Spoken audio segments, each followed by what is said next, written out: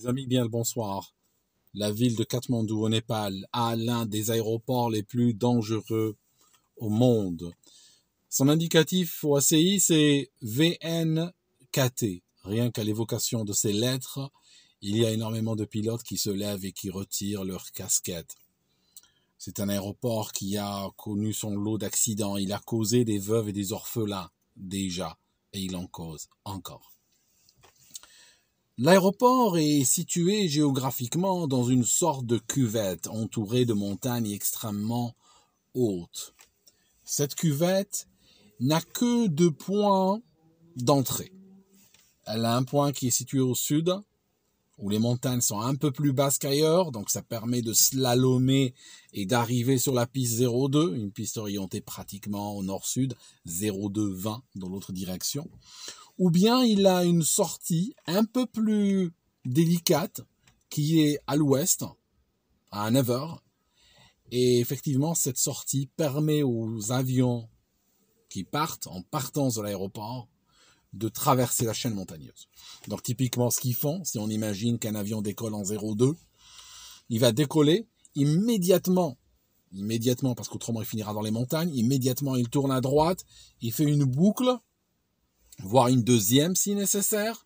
Une fois qu'il aura acquis assez d'altitude, il s'engagera dans ce chenal, littéralement pour emprunter un terme à la marine, entre ces montagnes pour pouvoir sortir. C'est un aéroport qui exige, lorsque les pilotes naviguent, lorsqu'ils suivent les routes d'arrivée, les procédures d'approche, les procédures de remise des gaz, les procédures de départ, il exige une adhérence absolue à ces procédures-là. La moindre déviation se paye extrêmement cher. Nous sommes le 12 mars 2018 et c'est le vol US Bangla 2011 ou 211. C'est le vol US Bangla 211. Ce vol-là part du Bangladesh, de Dhaka. Et puis, cette compagnie va opérer ce jour-là un Dash 8. C'est un avion à hélice, turbopropulseur, 2 turbopropulseurs. Et il y a 71 personnes à son bord quand les portes sont fermées. À gauche dans le cockpit, on a un commandant de bord. Un commandant de bord d'un certain âge, 6000 heures de vol. C'est quelqu'un qui a commencé chez l'armée. Il a été sur MiG-21. Il a été pilote de chasse. En 1993, il fut remercié. La raison officielle, c'est qu'il était dépressif. On n'en saura pas plus. Dépressif, il va rester en rade pendant une dizaine d'années, puis on le retrouve soudainement en 2002. La dépression a disparu et il est de retour. Les psys valident et il est de retour dans l'aérien civil cette fois-ci. À sa droite, on va retrouver une jeune femme, 25 ans, fille d'un notable local à Dakar. Cette jeune femme est très peu expérimentée. Elle n'a même pas 400 heures de vol. À Noël 2017, elle volait encore sur un Cessna 152. Elle avait fait 150 heures sur le Cessna et immédiatement elle passe à droite sur le Dash 8. Elle avait été recrutée en janvier, nous sommes en mars. Elle n'a même pas atteint les 400 heures de vol. L'avion est à l'aéroport, sur le tarmac, les portes se ferment, le commandant de bord contacte le contrôleur aérien pour demander l'autorisation de mise en route et d'activation du plan de vol.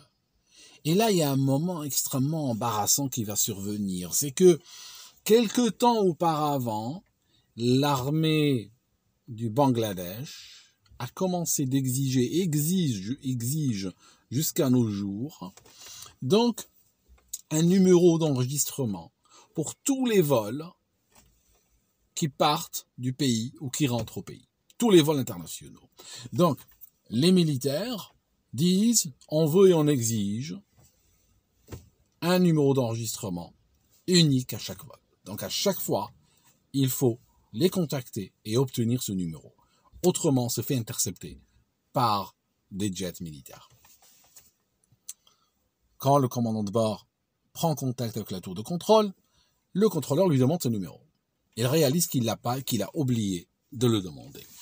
S'ensuit un moment de confusion, qu'on peut comprendre, et puis le numéro finalement obtenu fourni au contrôleur aérien et l'avion autorisé à décoller. L'appareil décolle et en vol déjà, un second incident plutôt de communication va survenir, c'est que il y a un avion de la même compagnie qui est en train de discuter avec les opérations aériennes sur la fréquence au sujet d'un problème de carburant. Et ce commandant de bord croit que c'est pour lui. Et il va se mêler de la conversation juste pour se faire éconduire et on va lui dire non, ce n'est pas pour vous. Sur ce, il va entamer un long monologue que va enregistrer la boîte noire. De ce monologue, il va parler de rumeurs qui circulent dans la compagnie. Il va expliquer qu'il dort très mal à cause de ces rumeurs. Ces rumeurs sont véhiculées par une femme copilote, qu'il a formée, parce qu'il forme les gens dans cette compagnie aérienne. C'est un instructeur également. Il a formé presque tout le monde, y compris cette copilote qui est avec lui ce jour-là, qui le voit comme un instructeur. D'ailleurs, avec elle, il se comporte pas comme un membre d'équipage, il ne la traite pas comme un membre d'équipage à part entière, il la traite plutôt et toujours comme une élève pilote. Il lui explique plein de choses, il l'encourage, il l'encadre. Il apprend à témoin, je disais, pour expliquer comment ces rumeurs le peinent, comment il est touché par ces rumeurs, comment il dort pas la nuit.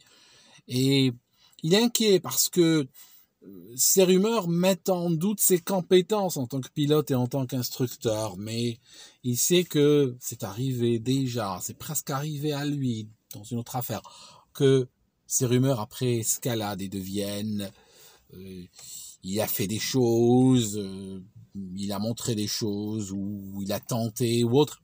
Ça peut très rapidement dévier dans cette direction. Le monsieur est très inquiet. Sur ce, prend un paquet de cigarettes, lui qui officiellement ne fume pas, et va allumer une clope. Il va allumer une clope, il va commencer à fumer dans le cockpit, et puis, quand la cigarette se termine, il allume une autre, et puis, 2 ou 3 cigarettes n'entament même pas sa nervosité qui va crescendo au fur et à mesure que l'avion s'enfonce dans la chaîne montagneuse. À un moment donné, n'en pouvant plus, il va éclater en sanglots. Il va commencer à pleurer à chaudes larmes, à pleurer bruyamment en fumant dans ce cockpit, et ses larmes coulent sur son uniforme. Et cette pilote qui est silencieuse, qui n'offre même pas des mots de consolation, elle sait pas quoi faire, elle est paniquée. Elle est là, elle n'a pas d'expérience, elle sait pas ce qui se passe, si c'est normal ou pas. C'est sa première fois vers l'aéroport de VNKT, l'aéroport de Katmandou, et ça sera malheureusement sa dernière. Alors, ils arrivent à un moment donné vers un point qui va marquer le début de la procédure donc d'arrivée à l'aéroport. Par erreur, ils avaient programmé un circuit d'attente, de sorte que lorsque l'avion arrive vers ce point, automatiquement, il commence à faire un hippodrome, à dessiner un hippodrome dans le ciel pour attendre. Le contrôleur ne leur avait pas demandé d'attendre, mais voilà, l'avion commence à attendre. Immédiatement, le contrôleur aérien, qui aura d'ailleurs quelque chose à raconter ce jour-là, le contrôleur aérien va les informer, va leur dire « Vous n'êtes pas censé attendre, vous pouvez faire un direct ». Le commandant de bord, immédiatement, va interrompre le pilote automatique. Ce qu'il va faire, il va commettre une erreur fatidique. Il va quitter le mode de navigation latérale et puis il va passer en mode cap. Alors la différence, c'est quoi? La différence, c'est que le mode de navigation latérale est programmé sur la FMS, sur l'ordinateur de bord de l'avion, et il va automatiquement alimenter le pilote automatique. De sorte qu'en réalité, avec des actions minimes ou pas d'action du tout de la part du pilote humain, l'avion va suivre la procédure d'approche RNP. Ça signifie qu'il va descendre, slalomer entre les montagnes, en s'approchant jusqu'à ramener l'avion dans l'axe de la piste et proche de celle-ci. Là, le pilote, comme dans la procédure, était programmé un circuit d'attente et que le commandant de bord veut rapidement quitter ce circuit, il va annuler la navigation latérale et passer en mode maintien de cap. Donc à ce moment-là, il lui échoua. Il passe sous sa responsabilité de rentrer les caps au fur et à mesure pour faire cette approche. Et là, c'est autrement plus compliqué. Il rentre un cap pour intercepter sa route, de l'ordre de 5 degrés d'angle d'interception, donc il rentre ce cap-là. Sur ce, il réalise qu'il n'a pas entamé la descente, que l'avion est trop haut. Et donc là, il va passer au mode vitesse verticale et il va rentrer une vitesse verticale ou jugée. Donc, à ce moment-là également, il réalise qu'il n'a pas ses cartes. C'est-à-dire que la copilote, elle a ses cartes, et lui, il n'en a pas. Donc, quand il veut faire le briefing pour l'approche, il n'a pas ses cartes, donc il est obligé de travailler au jugé en regardant de loin les cartes qu'elle a accrochées sur le manche devant elle. L'avion entame sa descente. Katmandou n'est pas gâté en termes de météo. Vous pouvez vérifier à n'importe quel moment. La visibilité n'est jamais extrêmement bonne. Il y a de l'air humide qui arrive souvent des montagnes, qui forme une sorte de couvercle nuageux sur la cuvette. Certains de ces nuages descendent pratiquement jusqu'au sol souvent et cachent les montagnes, cachent l'aéroport, cachent tout. La checklist arrive, donc c'est le moment de faire la checklist. Et à ce moment-là, il faut sortir le train d'atterrissage. Or, là, notre pilote est en train de fonctionner de manière mécanique. À un moment donné, la copilote dit train d'atterrissage, et lui, il dit sortie, 3 lumières vertes. Quand le train d'atterrissage est sorti, il y a effectivement 3 lumières vertes. Sauf que le problème, c'est que le train d'atterrissage n'est pas sorti. Le train d'atterrissage est rentré. Donc lui, il valide, et elle valide également. En réalité, il y a une sorte d'automatisme qui va s'emparer du pilote, où il ne va plus rien vérifier du tout. La situation est doucement en train de lui échapper. Il arrive donc vers la piste, il est autorisé d'atterrir sur la piste 02. Et à ce moment-là, il va, comme sa navigation n'est pas extrêmement pointue, n'est pas extrêmement précise, d'ailleurs, il est au ras du sol à un moment donné, il a 1700 pieds par minute de taux de chute. C'est une approche non stabilisée du tout qu'il aurait dû abandonner, mais il va continuer, il va s'enfoncer. Au moment où il commence à chercher la piste est déjà derrière lui, il l'avait ratée. Il croyait qu'elle était encore devant, en fait elle était cachée, il n'avait pas vu, et comme il était complètement dispersé, c'est-à-dire que non seulement il pilotait, mais en plus il parlait à la radio au contrôleur aérien, donc quelque part il faisait du one-man operation, ça signifie qu'il était le seul à tout faire, il rate la piste. Il ne sait pas vraiment où elle est. Il a l'impression qu'elle est devant lui, alors qu'en fait, le seuil de piste est derrière lui, il est en train de survoler la piste, presque la survoler, il est légèrement à droite de celle-ci, et il est en train d'aller vers le nord. Vers le nord, il y a les montagnes qui montent quasi verticalement. À un moment donné, le contrôleur réalise qu'il y a un problème avec le vol US Bangla 211. Donc, il va les contacter, il va leur dire, écoutez, qu'est-ce que vous faites? Vous êtes autorisé à atterrir sur la piste 02. Qu'est-ce que vous faites là? Et en fait, là, le contrôleur décide un petit peu de s'accommoder de la situation. Bon, vu qu'ils ont raté le seuil en 02, ils sont en train de remonter parallèle à la piste, donc on imagine que ils veulent faire demi-tour et revenir atterrir dans l'autre direction. Revenir atterrir dans la direction 20. C'est ce que le contrôleur finira donc par accepter, par imaginer. Le problème, c'est que l'avion n'était pas en visuel sur la piste. Parce que si on veut faire une approche de type Circle to Land, ça signifie effectivement voir la piste, aller faire un demi-tour, revenir atterrir de l'autre côté, ça existe comme approche. Mais ça n'existe pas à Katmandou, et encore moins par les conditions météo qu'il y avait ce jour-là. Parce que l'approche de type Circle to Land est une approche éminemment visuelle. Ça signifie qu'il faut que tout le temps, il y ait une vision des installations, une vision de la piste ou des lumières de celle-ci. Là, il n'y a rien, ils ne savent même pas où est la piste. L'avion s'enfonce dans le nuage. À un moment donné, le GPWS commence à gueuler, comme quoi il y a le terrain qui est devant eux. Et donc, soudain, des nuages, va surgir le terrain. C'est un mur littéralement montagneux. Il n'est pas possible de tirer sur le manche et passer au-dessus. Il faudrait avoir une fusée, littéralement. Donc, le pilote fait quoi? Il braque le manche à droite et l'avion va s'incliner de 40 degrés, 45 degrés et il va faire une grande boucle en cherchant à fuir les montagnes plus qu'autre chose. Il arrive à fuir, elle arrive à échapper à la montagne par des actions extrêmement désordonnées et brutales. Il va par la suite partir vers l'ouest. On va croiser la piste cette fois-ci pratiquement à 90 degrés sans savoir où elle est.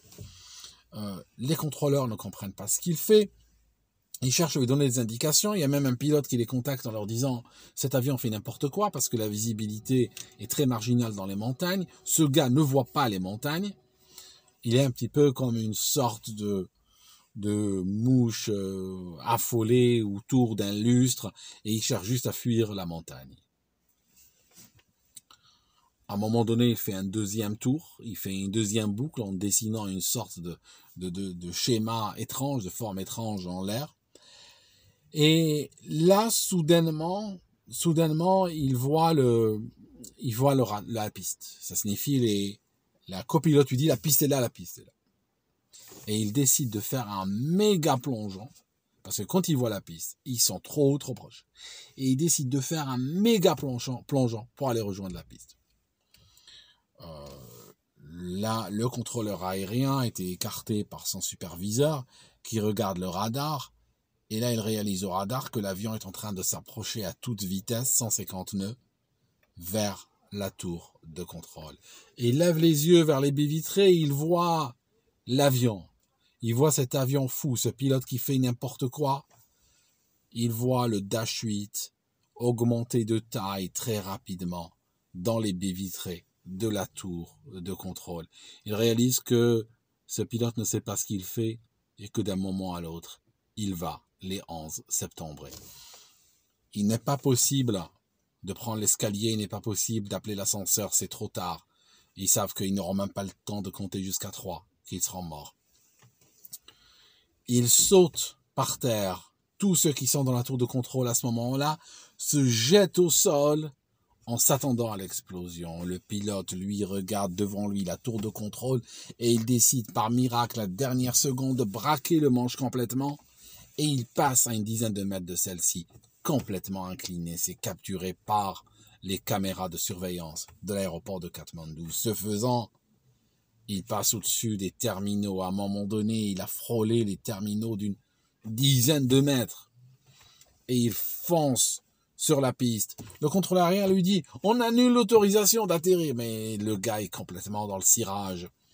À sa droite, la copilote qui aurait pu lui prendre les commandes et dire « À moi les commandes, maintenant je remets les gaz, ça fait assez de conneries pour aujourd'hui ». Elle fait rien, elle est titanisée, elle regarde. Elle va dire aucun mot. Il fonce vers la piste.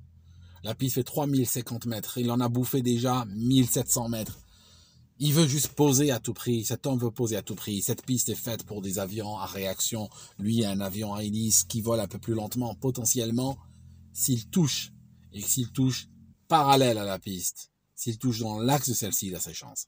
En freinant brutalement, il peut s'arrêter avant la fin de celle-ci. Néanmoins, il ne va pas taper dans l'axe de la piste. Il va, au moment où il touche, il a 25 degrés de décalage par rapport à l'axe. Et ces 25 degrés, il ne va jamais les rattraper, tellement sa vitesse est grande. Il touche la piste, il laisse des traces noires au sol, le pneu touche violemment, il laisse des traces noires au sol, et par la suite, il va sortir de la piste et commencer à dévaler le talus, qu'il va dévaler sur 440 mètres, littéralement.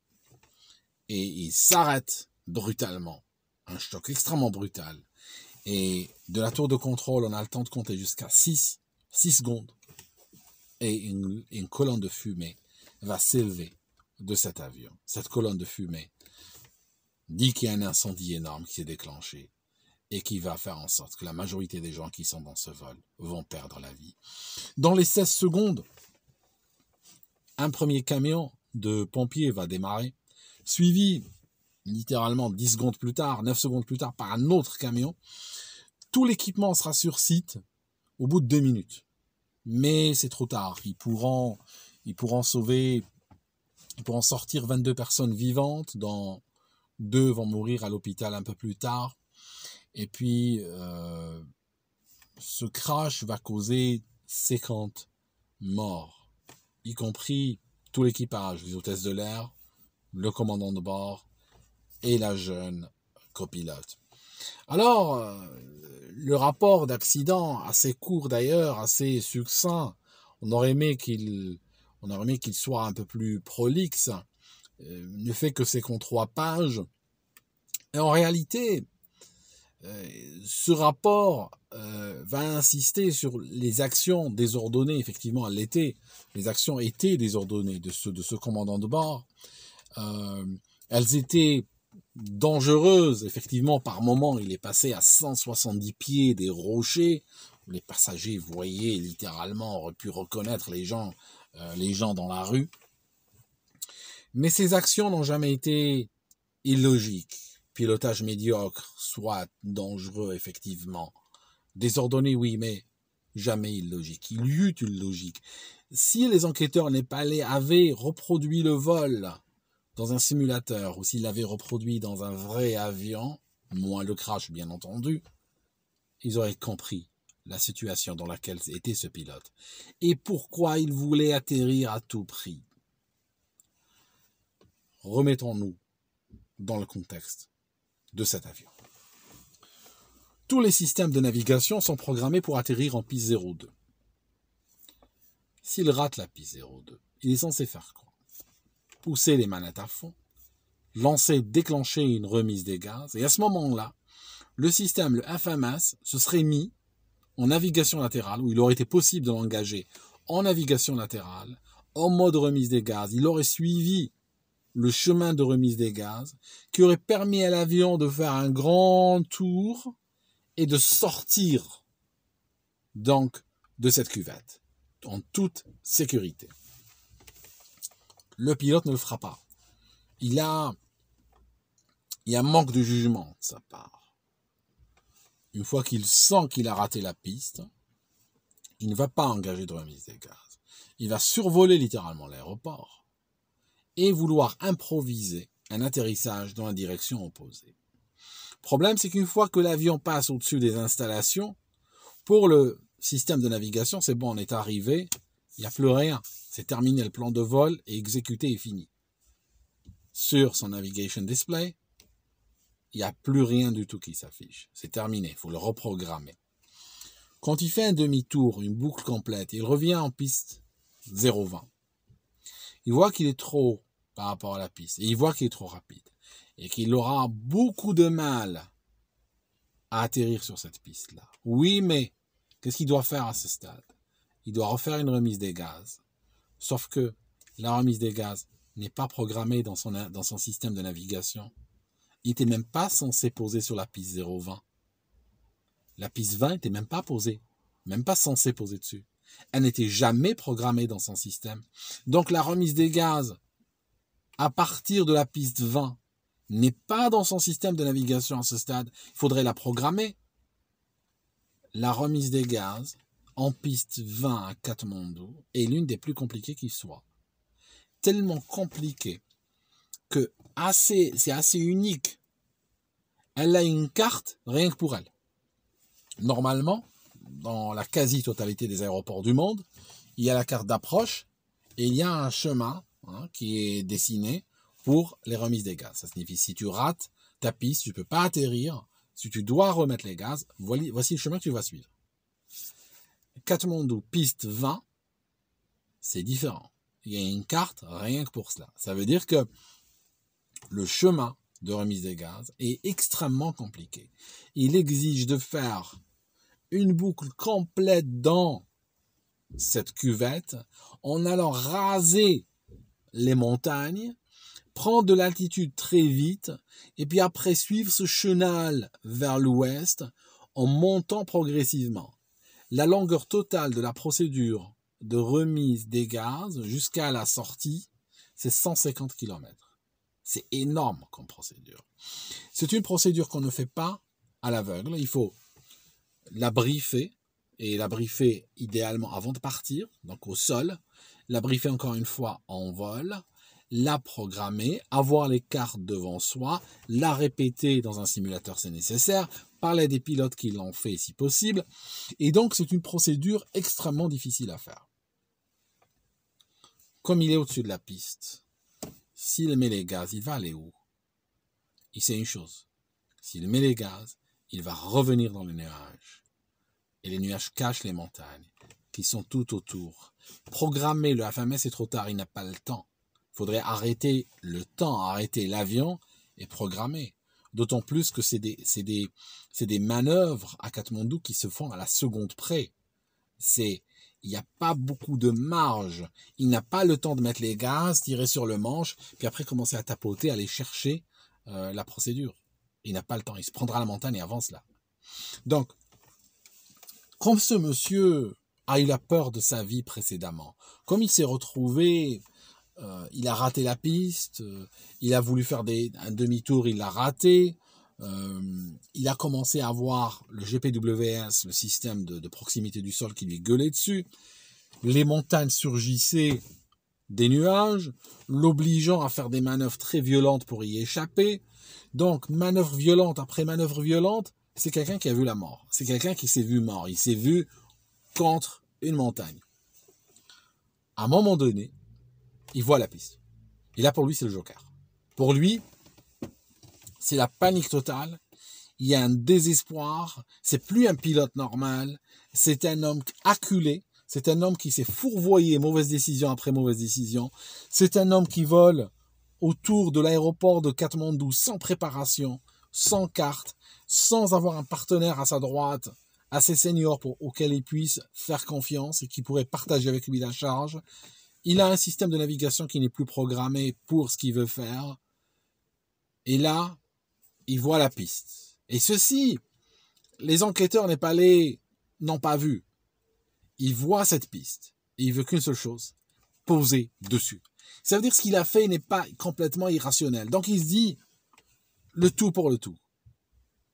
Et il fonce, il veut poser, il espère pouvoir freiner avant la fin de la piste, sauver tout le monde. Mais malheureusement, une fois qu'il touche la piste, il a trop de vitesse, il a un angle de crabe trop élevé, 25 degrés, de sorte qu'il n'a même pas le temps de comprendre qu'il est déjà dans le fossé, qu'il est déjà en train de foncer avec un avion qui se dégrade au fur et à mesure des différents impacts. Et puis, l'incendie se déclare. Voilà mes amis, c'était le vol US Bangla. Et on voit comment un homme en proie à des émotions extrêmement négatives, un homme fragilisé par une dépression qu'il traînait de longue date, s'est effondré littéralement en vol, alors qu'avec lui, il y avait une pilote très junior qui n'a pas pu être là et faire face à la situation. Il s'est retrouvé dans une cuvette de Katmandou, sans préparation, sans savoir où il va. Et puis à un moment donné, il fut pris par le désespoir, il tenta d'atterrir à tout prix et il rata cet atterrissage. Merci mes amis d'avoir regardé cette vidéo jusqu'ici et on se voit dans une prochaine.